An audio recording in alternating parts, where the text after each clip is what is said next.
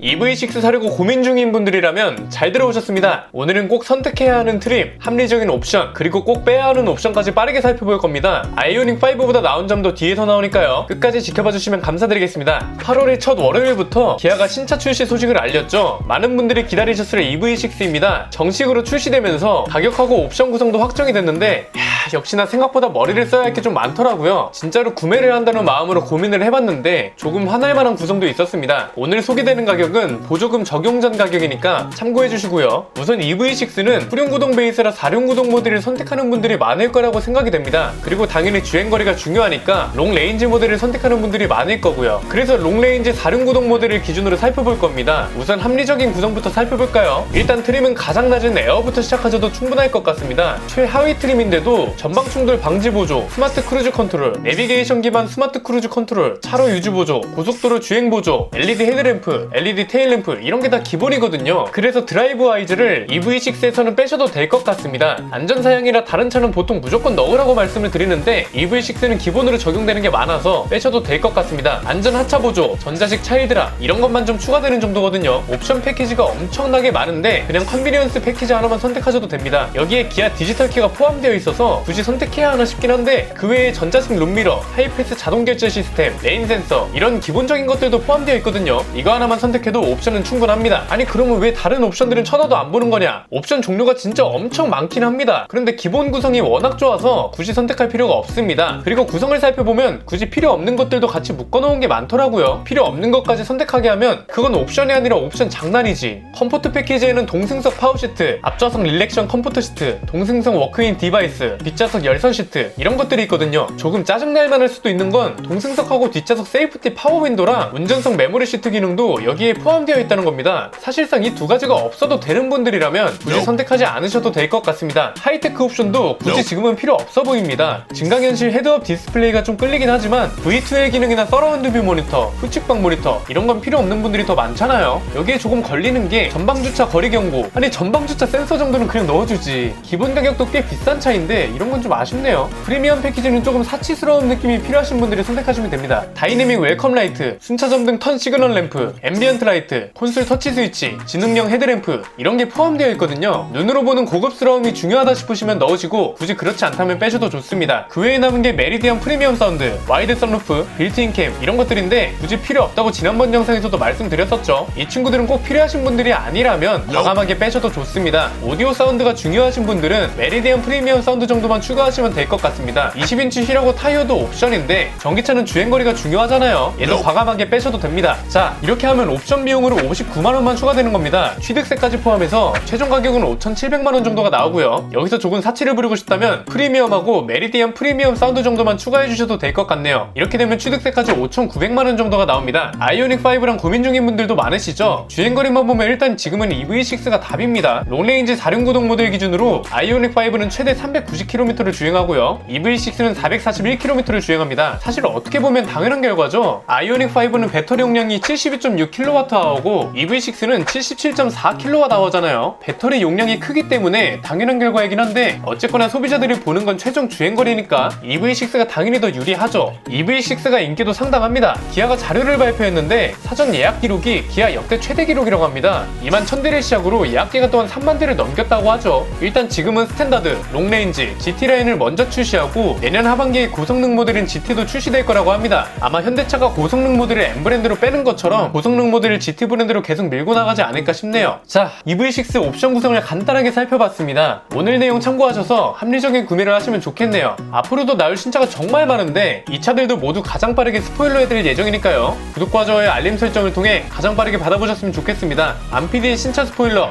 기아 EV6 편이었습니다. 감사합니다.